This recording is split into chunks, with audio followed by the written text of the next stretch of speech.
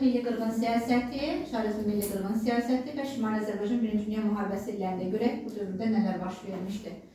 Azərbaycan Çarizm müstəmləkəsi idi onsuz da və Çarizmin keçirdiyi siyasətlərdə, xüsusən də 1957-ci illərdə baş verən inqilablar Azərbaycana da təsir edirdi və bu təsirlər zamanı hərəkatlar genişlənirdi. Çar Rusiyası da bu hərəkatların qarşısını almaqdan ötürü milli qırğın siyasətinə başladı.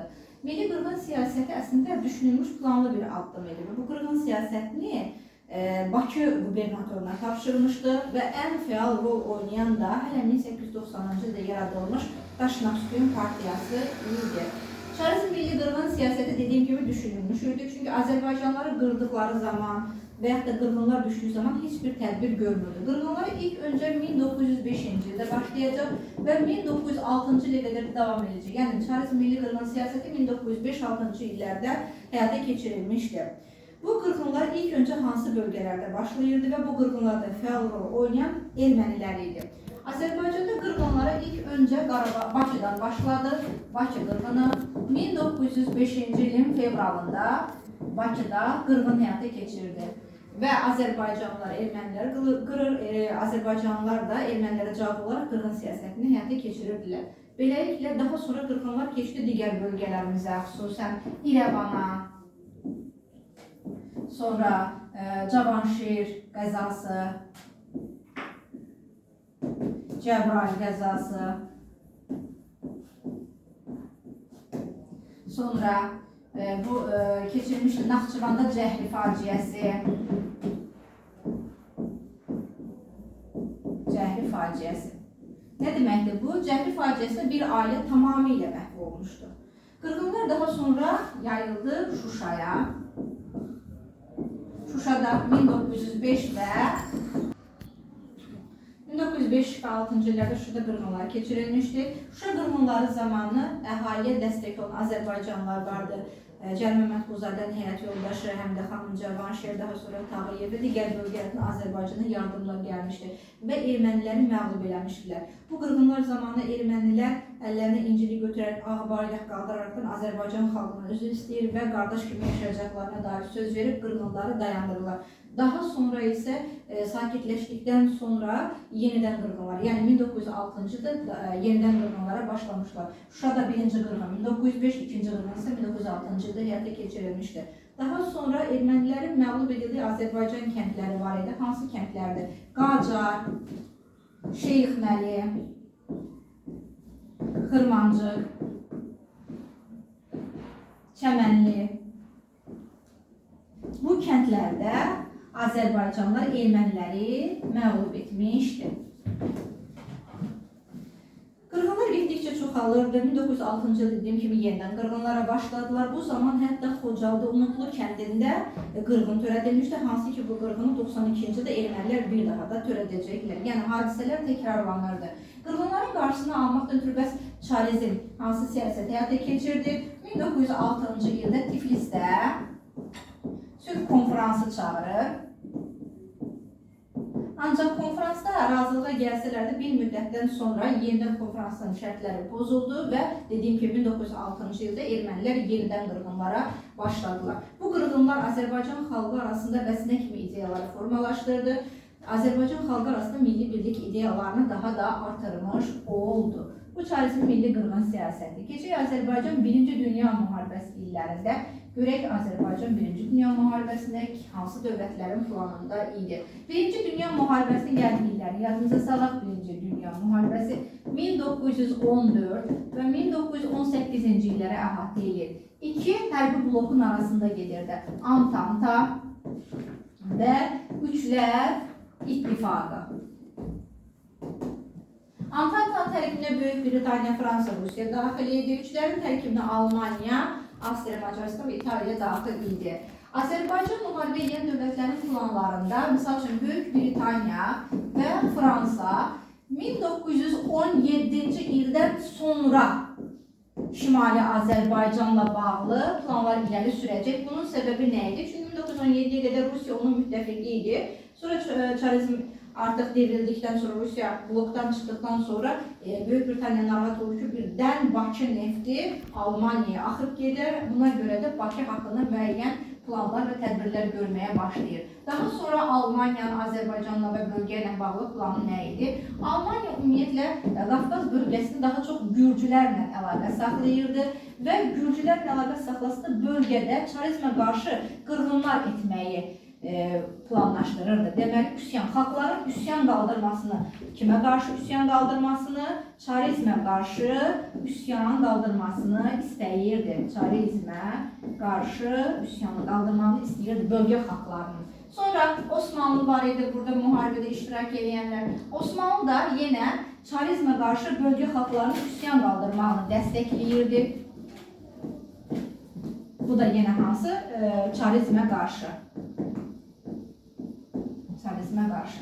Osmanlı və Azərbaycan xalqı bir-birinə daha da yaxınlaşırdı. Çünki müharibəyə girdikdən sonra iki türk xalqının müharibədə bir-birinə yaxınlaşması Rusiyanı da həmçinin narahat edirdi.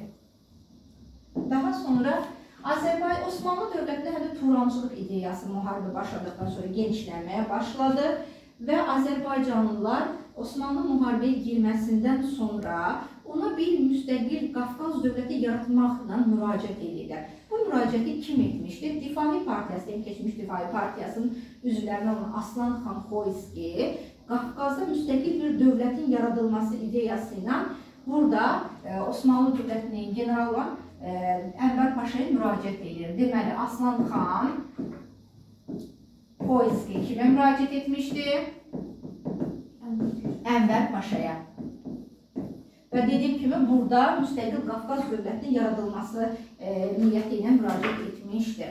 Daha sonra isə Osmanlı dövləti əslində xalqlara kömək olasıdır və niyyəti nə idi Azərbaycanla bağlı?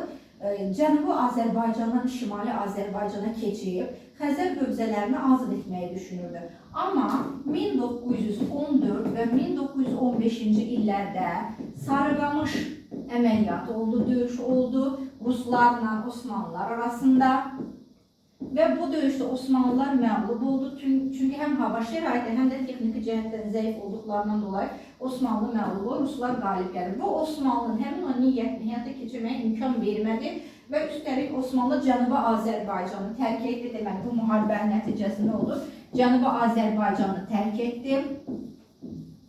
Və bura kim daxil olacaqdır? Ruslar, yəni Cənubi Azərbaycana, Təbrizə daxil olacaqdır. Bir də 1918-dən sonra artıq Osmanlının ümumiyyətlə müharibədən çıxmasından sonra həm Şimali Azərbaycan, həm də Cənubi Azərbaycan İngiltərənin, Fransanın, Almaniyanın və digər dövlətlərin, o cümlədən ABŞ-ın, İtaliyanın planlarına daxil olacaqdır. İndi Azərbaycanlıların müharibəyə münasibəti necə idi? Ümumiyyətlə, Azərbaycanlıların müharibəyə münasibəti biz Rusiyanın tərkibində olduğumuzda Rusiyanın qalib gəlməyini istəyirdik. Amma nə zaman bizim aramızda qeyri-müəyyənlik yarandı? Osmanlının müharibəyə girməsindən sonra artıq Azərbaycanlıların arasında qeyri-müəyyənlik yarandı. Bunu da Rusiya görüb, hiss edib, başa düşürdü və ona görə də müəyyən tədbirlər həyata keçirməyə başlayacaqdı. Bir də Azərbaycanla Osmanlıları bir-birinə yaxınlaşdıran hansı amillər vardı? Şərqi Anadolunu Ruslar tərəfindən işğalı, daha sonra ermənilərdən istifadə edərək bölgədə Osmanlılara qarşı qırğınların törədilməsi Azərbaycanla Osmanlıları bir-birinə yaxınlaşdırırdı. Misal üçün, Osmanlılardan əsir düşən insanlar var idi. Gəlirdi, Qafqaza gəldikləri zaman xalqımız onlara köməklik edirdi. Həm əsirlikdən qaçmalarına köməklik edirdi, həm ümumiyyətlə onlara dəstək olurdu, ayağa qaldırırdı, hər bir cəhətdən dəstək olurdular ki, o xalqlar özlərini toparlasın. Ən çox da Azərbaycanla Osmanlıların birliyini gördü nə zaman? Çanaqqala döyüşlərində. 1915-16-cı illəri əhatə edən Çanaqqala döyüşlərində Azərbaycan həm şimalından, həm də cənubundan könüllü olaraq Osmanlılara kömək etmişdi Azərbaycan xalqı. Ona görə də Ruslar artıq etibar etmirdi. Ona görə də hələ 1874-cü ildə hərbi islahat keçirmişdi Rusiya və bu hərbi islahata görə yalnız Slavyan xalqları ümumi hərbi mükəlləfiyyətə cəlb olunurdu. Başqa xalqları orduya aparmırdı. Yalnız kimlərə aid idi bu? Slavyan xalqlarına. Azərbaycanlıların isə döyüş ruhunu unutturmaqdan ötürü 1887-ci ildə hərbi vergi almağa başlamışdı. Hərbi vergi. Bu da Azərbaycanlıların orduya aparılmaması, döyüş qabiliyyətlərinin unutturulması üçündür.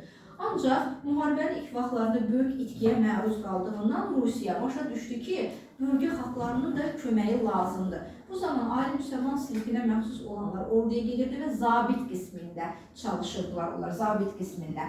Daha sonra isə Çar 2. Nikolay 1914-cü ildə yerli Qafqaz süvari alayının yaradılması haqqında qərar verdi. Bu alayın hissələrindən biri də Azərbaycanlılardan ibarət idi. Azərbaycanlılardan ibarət olan alay isə adlanırdı Tatar süvari alayı. Tatar süvari alayı. Tatar süvari alayının belə deyək də təchizatında Fərrux bəy Vəzirov Azərbaycanın buja nümayəndələrindən çox böyük fədakarlıq eləmişdi, təchiz eləmişdi onları ordu ilə və Azərbaycanlıların arasında heç bir fərarlıq halları olmamışdı, könüllü şəkildə gedib döyüşürdülər. Daha sonra isə Azərbaycanlılar müharibə dövründə bəs hansı hərbiçilərimiz, ümumiyyətlə Azərbaycanlılardan kimlər 1-ci Dünya müharibəsində iştirak edirdilər? Hərbiçilərimizdən 1-ci Səməd bəy Mehmandarovdan başlayıb danışa bilərik. Mehmandarov. Səməd bəy Mehmandarov daha çox Qərb cəbhəsində, yəni Avstriya, Macarıstan və Almaniya olan cəbhələrdə döyüşür. Ümumiyyətlə Ruslar Azərbaycanlılardan ki, kimlərə hərbi xidmətə aparırdılar, onları Osmanlılarla olan sərhəddə döyüşdürmürdülər, etibar etmirdilər. Daha çox Qərb cəbhəsində və ya Cənub-Qərb, Avstriya, Macarıstanla olan cəbhədə, Almaniya ilə olan cəbhədə döyüşdürürdülər. Səməd bəy Mehmandarov da orada döyüşmüşdü. Hətta Polşada döyüşdüyü zaman Rus hərbiçilərinin əsir düşməyinin qarşısını almışdı. Almaniya və Avstriya, Macarıstan qüvvələrini məğlub etmişdi. Göstərdiyi hərbi xidmətə görə isə ona Müqəddəs Georgi mükafatı Müqəddəs Georgi mükafatından təltif olunmuşdu. Tək Rusiyanın belə deyək də mükafatlarla təltif olunmamışdı. Həm də Böyük Britaniyanın, Fransanın, Rumıniyanın da onun belə deyək də təltif olunmuşdu. Səməd bəy Mehmandarov. Daha sonra növbəti bir hərbiçimiz Hüseyn xan Naxçıvanskidir.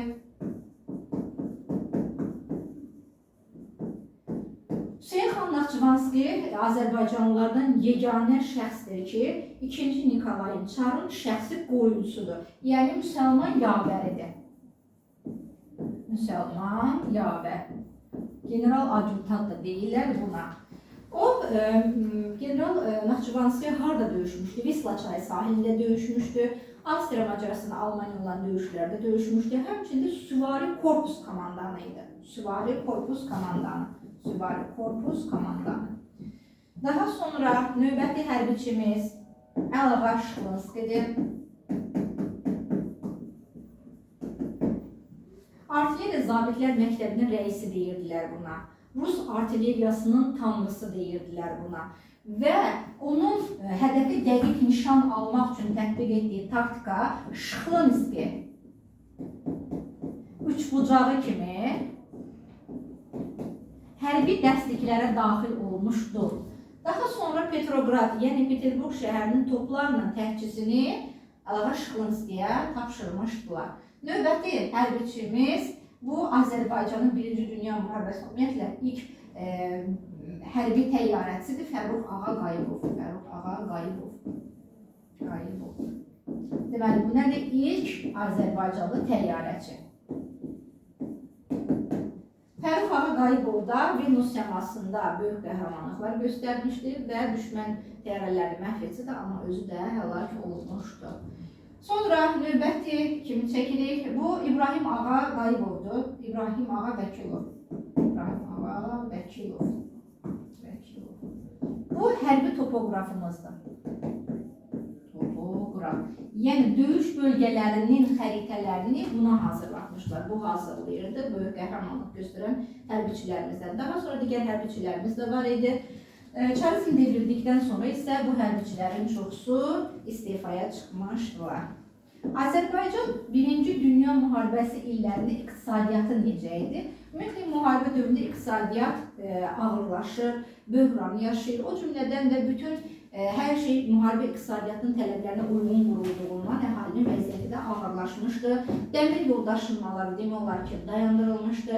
Onlara lazım olan ərzaq məhsullarının yerinə ancaq müharibə sifarişlərini yerinə yetirilən məhsullar gətirilib aparılırdı. Azərbaycanın Sənayesində vəziyyət necədir, xüsusən də neft sənayesində? Neft sənayesində durğunluq vardı, o böhranla əvəz olmuşdu. Ancaq neft sənayesi müharibənin ehtiyaclarını təmin etmək üçün çalışırdı. O dövrdə Bakı, tək Bakı Rusiyanın demək olar ki, daxil yanacağı olan tələbatını tək Bakı özlərinə götürmüşdü. Daha sonra GDB Misafirmə zavodu vardı. O da hərbi sifarişləri yerinə yetirən müəssisə idi. Həmçinin də bu GDB Misafirmə zavodunda çalışan fəhlələr vardı, qeyri-müsəlman fəhlələr. Onlara möhlət verilmişdi və hərbi xidmətə aparılmırdı. Niyə? Çünki müharibənin tələblərini yerinə yetirmək üçün işçi qüvvəsi kimi onlara ehtiyac var idi. Kənd təsərrüfatında da vəziyyət ağır idi. Kənd təsərrüfatının vəziyyətinin ağır olma səbəbi nə idi? 1915-ci ildə belə bir qərar verilir. Arxa cəbhədə işləmək üçün səfərbərlik elan olunur və dediyim kimi kişilərin 30% arxa cəbhədə işləmək üçün müharibəyə aparılır. Bu da işçi qüvvəsinin azalmasını gətirib çıxarmışdı. Həmçinin də heyvanlar vardı, misal üçün atlar vardı. Müharibə ehtiyaclarına görə onlar da yığıb aparmışlar. Bu da kənd təsərrüfatına mənfi təsir göstərmişdi. Baxın, müharibə bir tərəfdən daşınmalar azalıb, ölkəyə başqa yerdən ərzaq məhsulları gəlmir, bir də qiymətlər bahalaşırdı. Olan məhsulları da bəzi insanlar nə edir? Mühtəkirlik eləyərək süni qıtlıq yaradır və qiymətləri bahalaşdırırlar. Bütün bu kimi hallardan dolayı 1916-cı ildə Bakıda qadın üsyanları baş vermişdi. Qadın üsyanları. Nəyə qarşı idi müharibə dövründə bu? Mühtəkirliyə qarşı. Mühtəkirliyə qarşı. Mühtəkirlik də dedik nədir? Süni qıtlıq yaratmaq idi. Bu kimi hallardan dolayı ümumiyyətlə 1-ci Dünya müharibəsi illərində Azərbaycan iqtisadiyyatı da, əhalisinin vəziyyəti də ağırlaşmışdı.